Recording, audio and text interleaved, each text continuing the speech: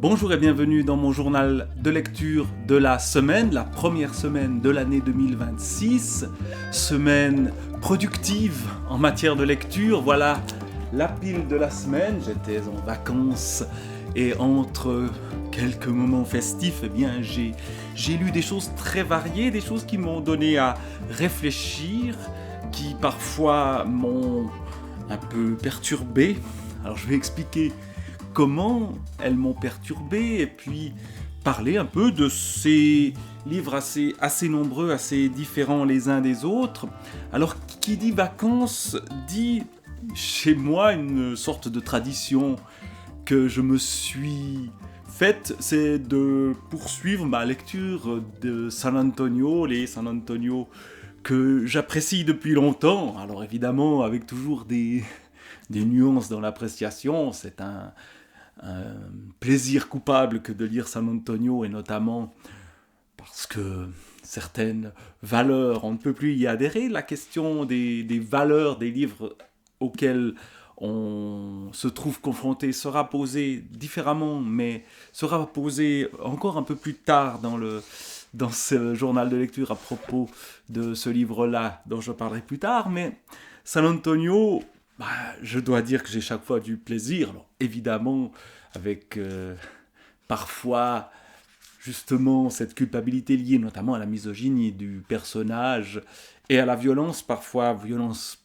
policière banalisée, même si c'est tellement gros que justement on se retrouve à prendre de la distance par rapport à ce qui pourrait être dramatique. Alors, le San Antonio que j'ai lu donc durant ces vacances, c'est On t'enverra du monde, qui date de 1959 et qui met en avant notamment l'un des personnages secondaires dont on parle assez peu, ou en tout cas dont on n'a pas forcément mis ce personnage-là en vedette dans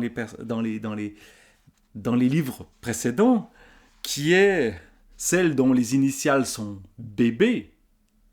Évidemment, l'actualité fait que bébé, c'est Brigitte Bardot qui vient de nous quitter.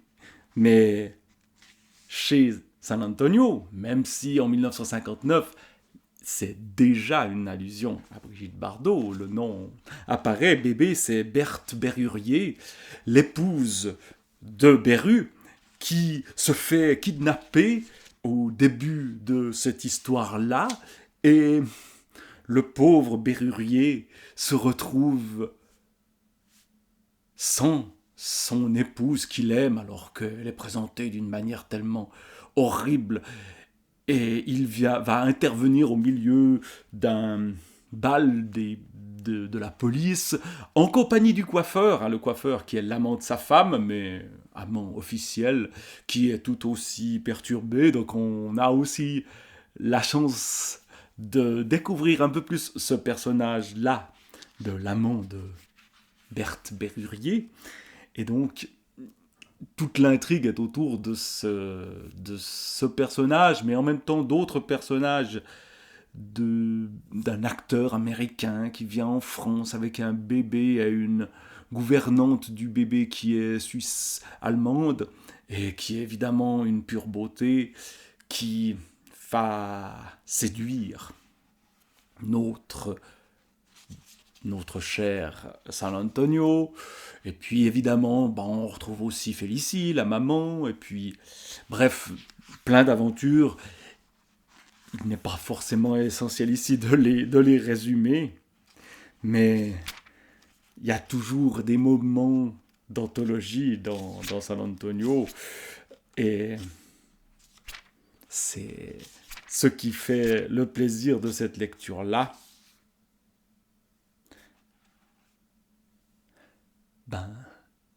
C'est le style. Allez, lisons à bout le chapitre 3. Lorsque la mère Berru, donc la voilà, bébé, se tait Le silence qui s'établit à son compte est aussi tendu que le pantalon du roi Farouk. Alors les refs, comme on dit aujourd'hui, les références sont généralement un peu floues pour nous qui vivons bien longtemps après 1959. Donc le roi Farouk, aujourd'hui, ça ne nous dit pas grand-chose, et encore moins son pantalon. Mais bon, passons. Alfred, le champion du shampoing, à l'huile toute catégorie, couve son égérie d'un œil velouté. Il est fiero de calcer une dame à qui il arrive des aventures pas ordinaires. Beru serait satisfait itou si sa qualité de roïco ne lui filait quelque complexe très justifié. Son tombereau ne vient-il pas de dire que c'est à nous autres, les matuches, de nous lancer sur le sentier de la guerre? Je mate la Gravos. Avec ses flotteurs taillés dans la masse, son pétrousquin en mousse de l'astex, sa trogne de vivandière victime d'une attaque d'anémie graisseuse, elle est assez ignoble. Quand je parlais de misogynie, la description de la mère Beru est assez horrible. Pour cela, le père Beru, c'est pas mieux. Que cette tarderie ressemble à un volumineux cauchemar passe encore, qu'elle trouve le moyen d'enrichir l'existence de deux larves, je veux bien, comme disait l'autre, pas le plus grand, le marchand de tulipes, c'est pas mes oignons. Mais que cette triperie ambulante vienne nous faire un cinéma insensé avec enlèvement en Cadillac, chloroforme en forêt, séquestration et bandeau sur les chasses, alors là, je suis plus d'accord. Pourtant, c'est bel et bien ce qui est arrivé, sur un malentendu, à la mère Beru et toute la suite de l'histoire. Alors c'est assez rocambolesque, il se passe plein de choses. Comme d'habitude, ça tient pas trop la route, les histoires de San Antonio. Mais bon, on lit ça avec un plaisir sans cesse renouvelé. Et donc, je réserve la suite pour mes prochaines vacances. Ce sera San Antonio Melpaquet. Et donc, on verra bien. Toujours en 1959, il écrivait, Frédéric Dard, 3, 4, 5 San Antonio par année. Donc, voilà qui a de quoi m'occuper encore longtemps, même si on n'en lit pas non plus 3 ou 4 de suite, quoi. On a envie de passer à des choses, sinon plus sérieuses, du moins plus actuelles peut-être. Alors, je vais parcourir d'autres livres avec des transitions qui n'en sont pas vraiment. Un livre pas tout à fait actuel, c'est plus récent, mais qui a plus d'une dizaine d'années, même plus, quasiment 20 ans bientôt, 2007, donc 19 ans. Un livre de Fabrice Nicolino, Biocarburant, la fausse solution. Alors c'est un livre qui enquête. Fabrice Nicolino est journaliste spécialisé dans les questions écologiques et journaliste très engagé pour l'écologie et contre tout ce qui détruit la planète. Et il a des chevaux de bataille assez nombreux.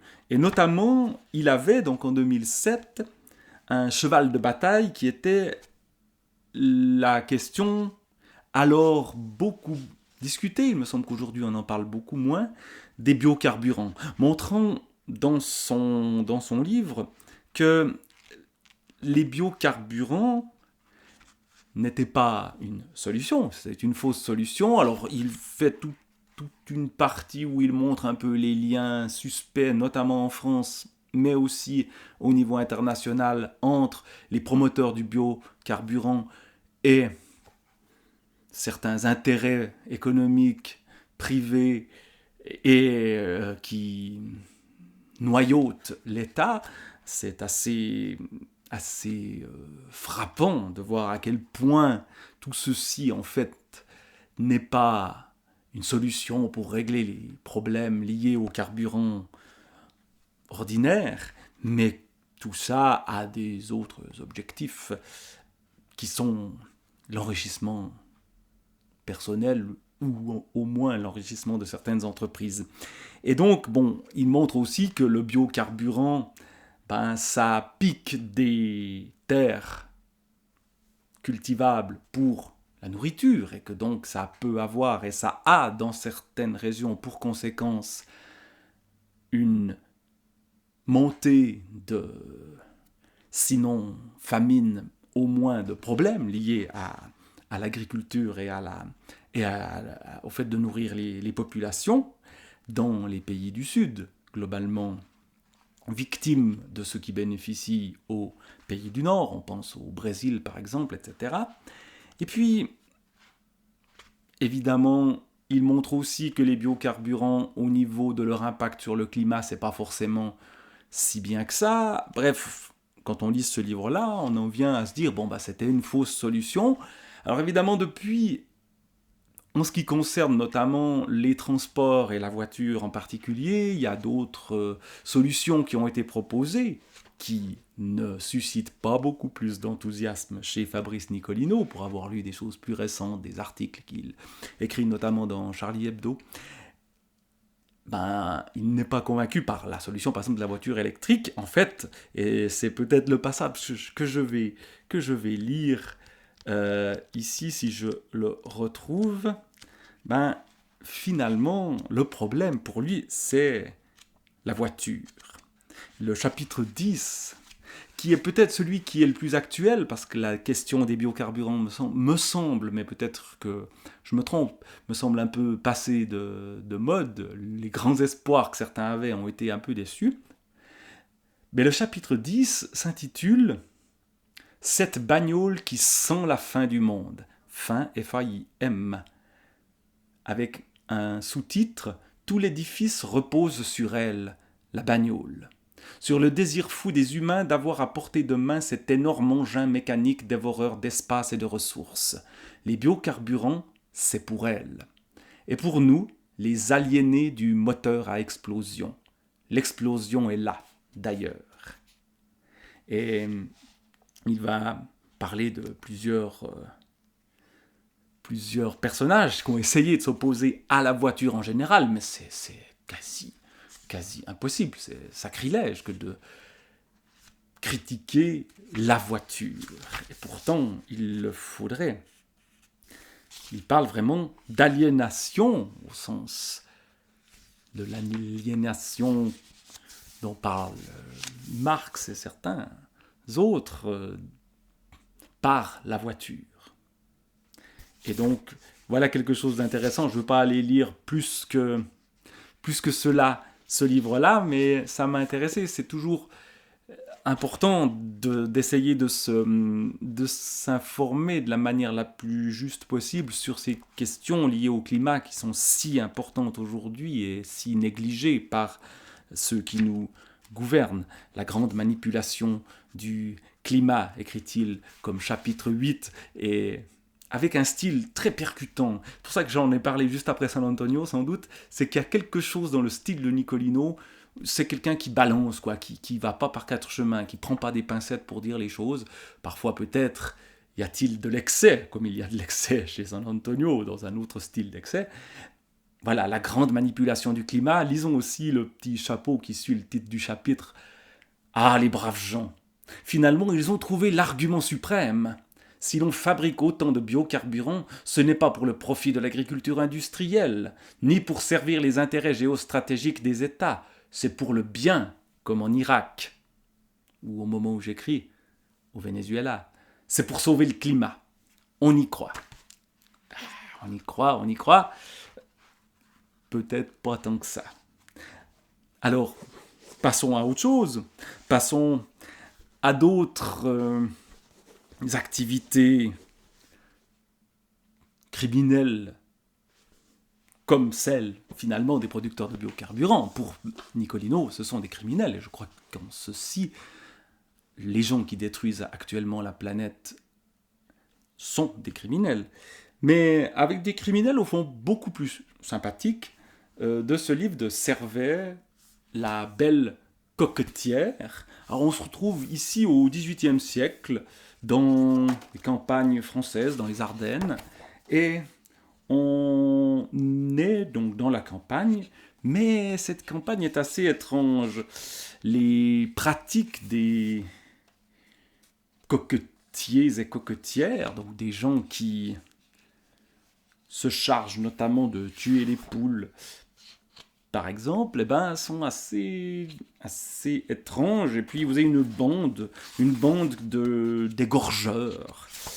Et puis ces égorgeurs, l'égorgeur blond, Gilles, qui tue, ou qui tuera de manière beaucoup plus importante que d'autres, et qui va semer la terreur véritablement, bien, au début de l'histoire, on a la belle coquetière qui veut faire partie de la bande, mais qui est rejetée malgré les amours qu'elle vit avec ce jeune délinquant, mais qui ensuite va néanmoins pratiquer une forme de délinquance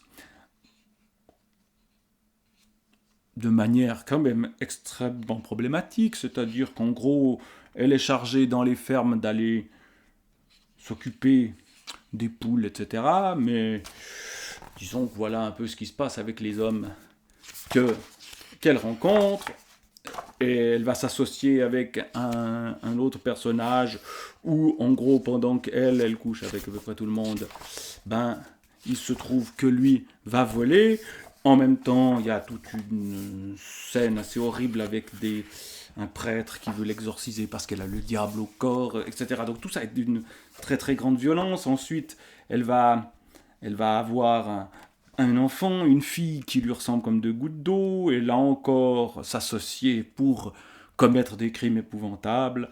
Bref, tout ça est assez glauque, assez horrible, et en même temps on s'attache quand même au personnage, ce qui est assez problématique. Et justement, les réflexions que je me faisais sur la question morale, littérature et morale, sont des questions qui se posent avec ce livre-là, mais elles se posent encore plus avec l'un des autres livres que j'ai lu cette semaine. Cet autre livre, le voilà, alors on n'en voit pas ici le titre, on le voit sur la tranche ici.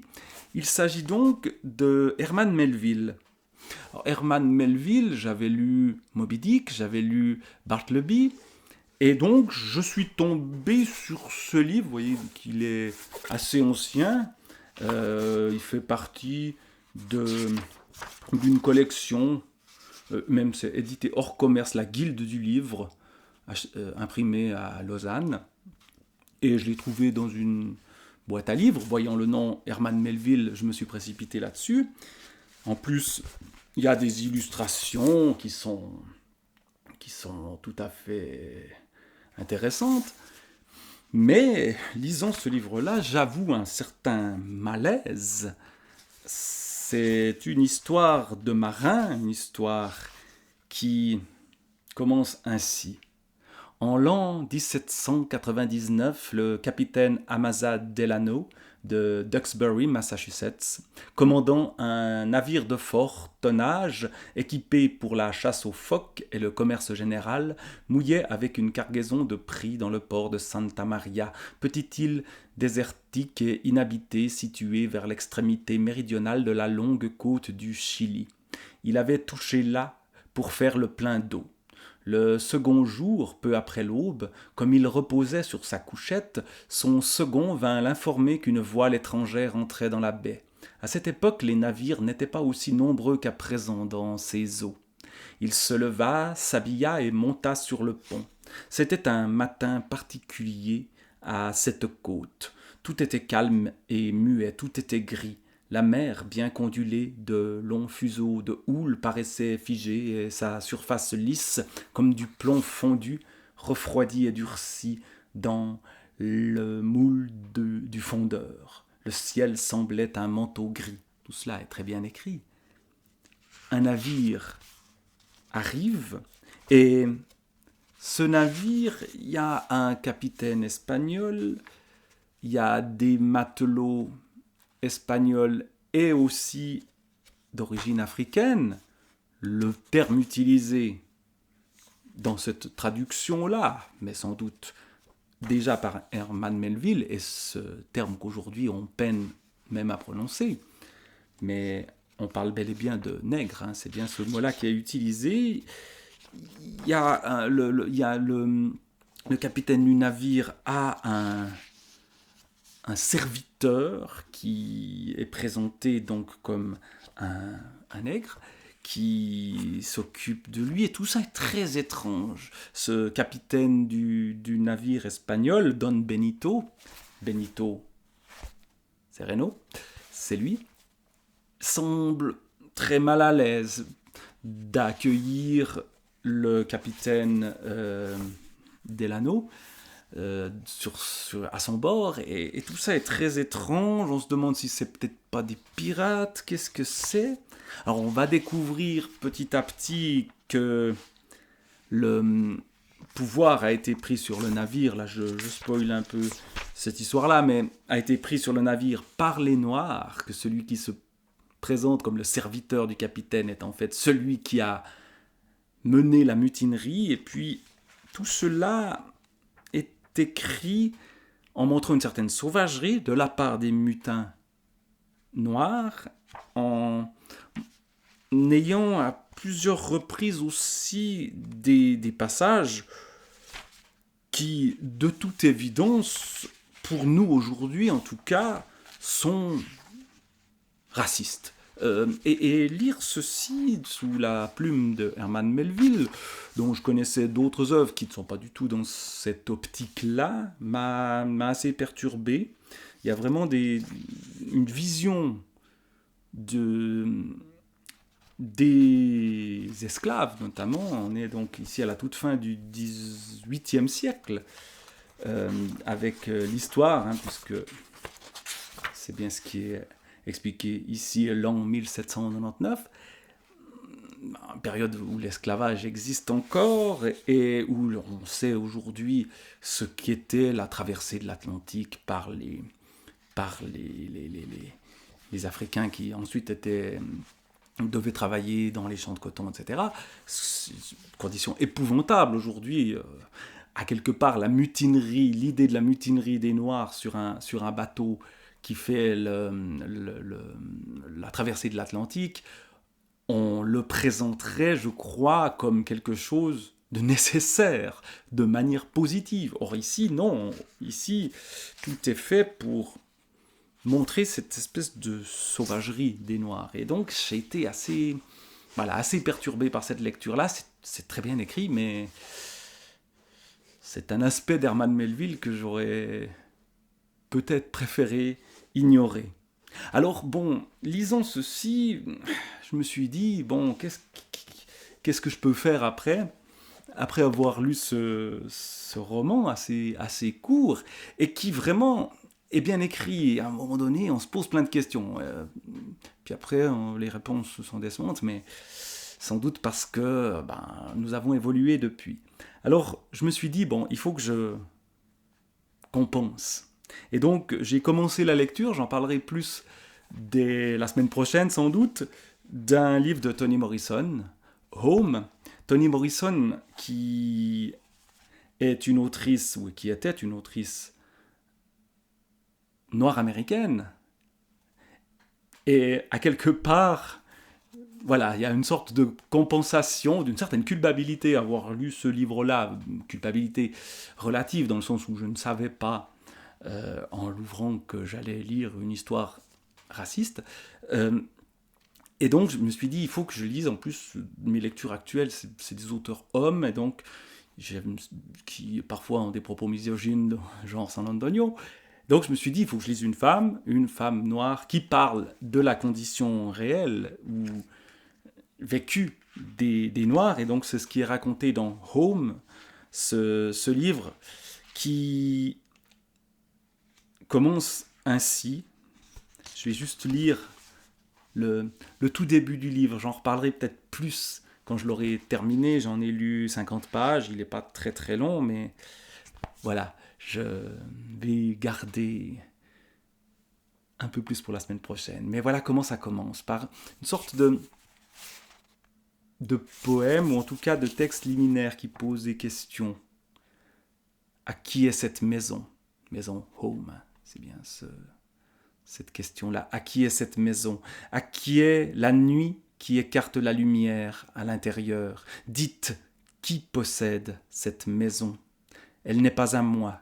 J'en ai rêvé une autre, plus douce, plus lumineuse, qui donnait sur des lacs traversés de bateaux peints, sur des champs vastes comme des bras ouverts pour m'accueillir. Cette maison est étrange. Ses ombres montent. Dites, expliquez-moi pourquoi sa serrure correspond-elle à ma clé? Cette impression de ne pas être dans sa maison à soi, son home, son foyer. Et ensuite, on a justement l'histoire d'un homme, Frank Monet. Monet, le nom est étrange parce que ça veut dire l'argent, évidemment, la monnaie. Or, il s'agit d'un pauvre.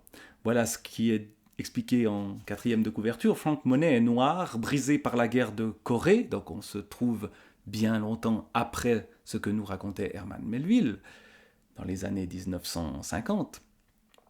En proie à une rage folle, il doit retrouver à Atlanta sa jeune sœur C, C-E-E, gravement malade, afin de la ramener dans la ville de leur enfance en Géorgie, le pire endroit du monde.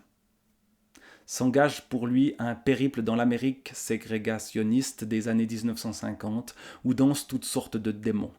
Voilà l'histoire, évidemment, racontée du point de vue d'un noir ou de plusieurs noirs, parce qu'on a, dans le chapitre que je viens de commencer, le chapitre 4, l'histoire racontée du point de vue de la sœur, celle qu'on appelle Si, et on a effectivement la violence de la ségrégation qui nous est montrée. Et ce personnage qui erre à travers plusieurs endroits, on le retrouve à Chicago, on le retrouve à d'autres endroits, pour justement nous montrer que le racisme a des effets absolument terribles sur la vie des Noirs. Et donc, voilà, je pense qu'il est bon, en tout cas, il est bon pour moi de lire après Herman Melville et son Benito Sereno, ce Home de Toni Morrison. Mais je n'ai pas terminé avec les livres de la semaine, il en reste deux dont je vais parler aussi. Alors, un livre que j'ai reçu il y a quelque temps, que j'ai commandé directement ou indirectement en fait à son auteur. Il s'agit de Bordure du quai de Xavier Georgin, un livre qui est une sorte de recueil de nouvelles, de textes courts, d'un auteur donc qui est mon contemporain, quelqu'un avec qui j'ai eu quelques contacts, j'espère qu'il entendra ce que je raconte là, et qui recueille dans ce livre-là plusieurs textes courts, très proches de la réalité.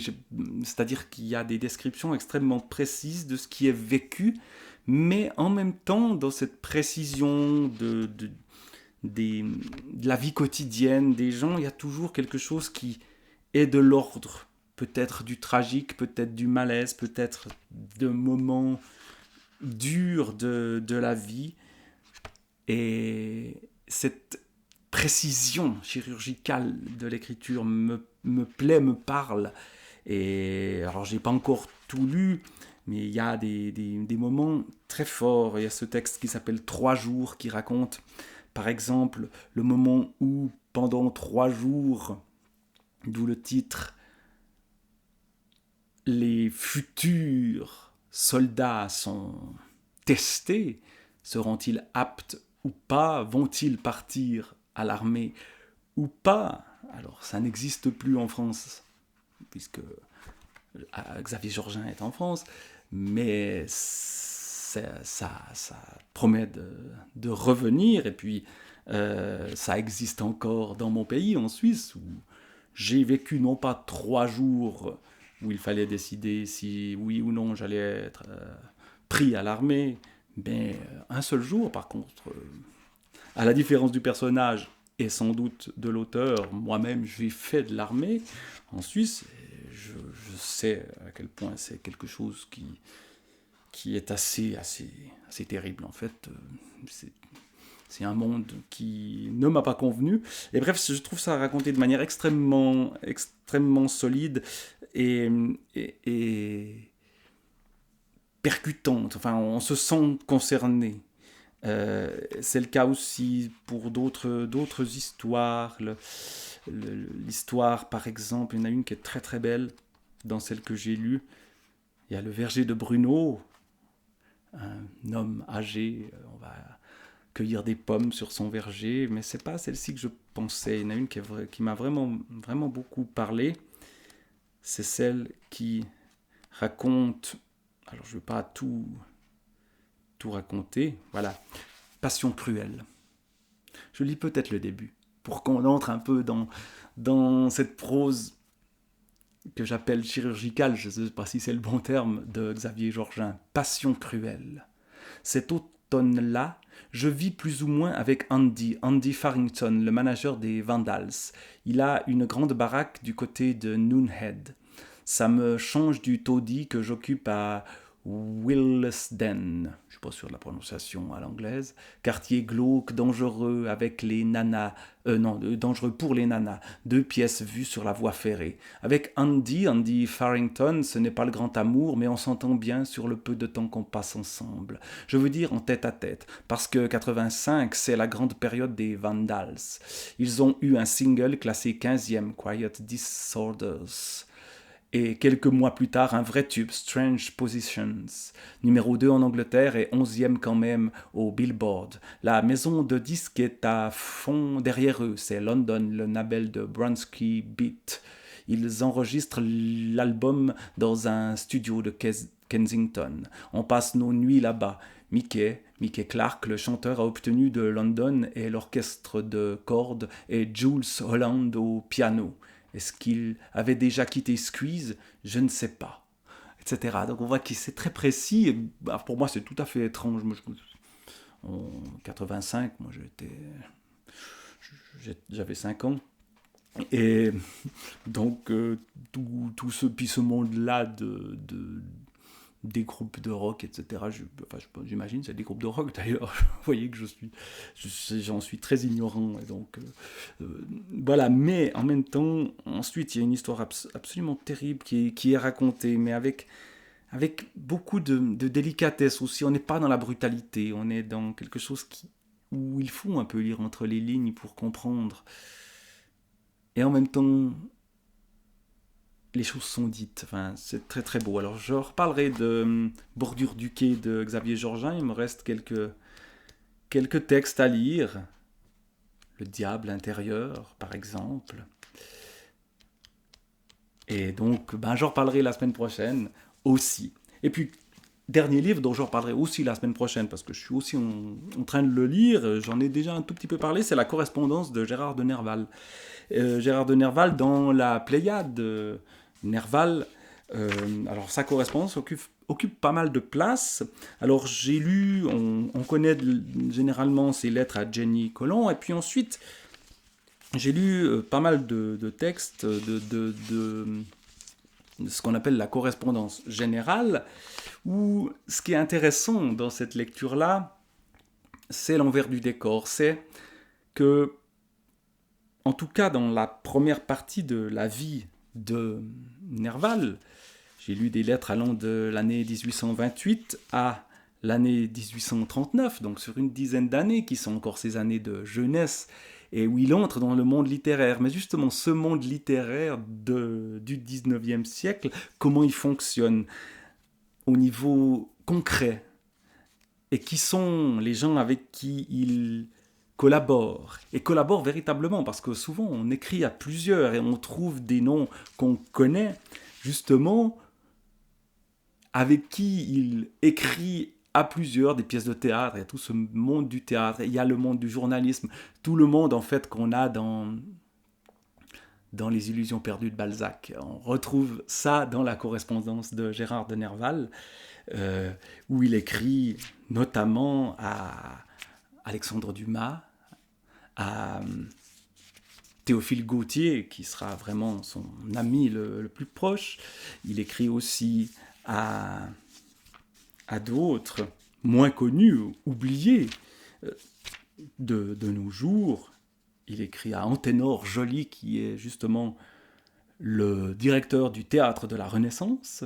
Il écrit à Victor Hugo, qui est déjà un personnage un peu au-dessus des autres, semble-t-il. Il écrit à Édouard Ourliac ou à Edmond Texier, bien oublié, et puis parfois au docteur Étienne Labrunie, c'est-à-dire à son père, généralement pour lui demander de l'argent. Quand il voyage, l'agent suit justement au moment où il commence son voyage en Orient, qui est dans la deuxième Pléiade, donc que je n'ai pas encore lu, mais où il se retrouve à traverser la Suisse, où il confond Bâle et Berne, et se retrouve sans beaucoup d'argent à Vienne.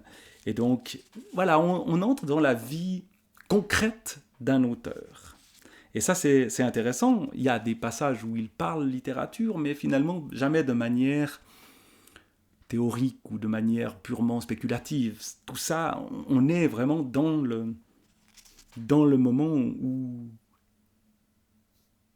Gérard de Nerval essaye de faire carrière et de devenir quelqu'un dans le monde de la littérature.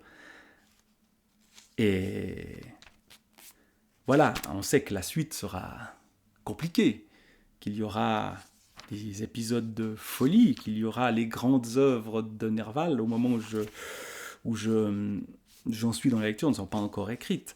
Mais c'est très intéressant de voir au fond la vie littéraire un peu par un autre biais, par ces lettres-là. Et donc il y en a encore pas mal, hein.